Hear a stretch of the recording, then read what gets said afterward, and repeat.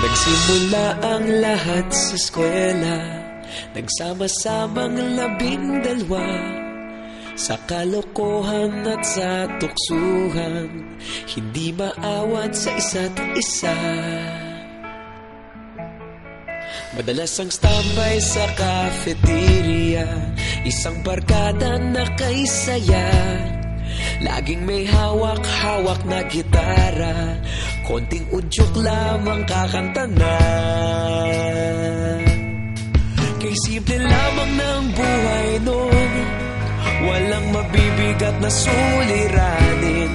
Problema lamang laging kulang ang datong. Sana napunta ang panahon? Sana nga ba? Sana nga ba? Sana napunta ang panahon? Sana nga ba? Sana nga ba?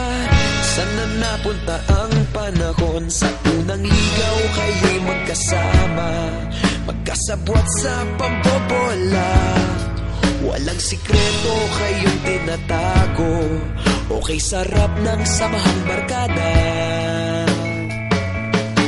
Nagkawatakan na sa kolehiyo, kanya-kanya na ang lakaran. Kahit minsan na lang kung magkita, pagkakaibigay hindi nawala. At kung saan na napadpad ang ilan, sa dating eskwela meron din naiwan. Meron pa ng mga ilang nawala na lang, nakakamiss ang dating samahan. Sana nga ba? Sana nga ba? Sana nga bang barkada ngayon?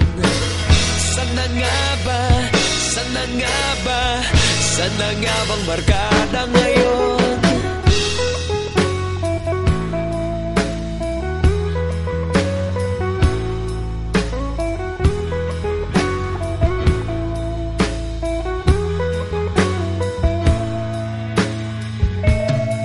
Ilang taon din ang nakalipas, wala pa sa aming tatay na nagsusumikap upang yumaman at guminhawang kinabukasan.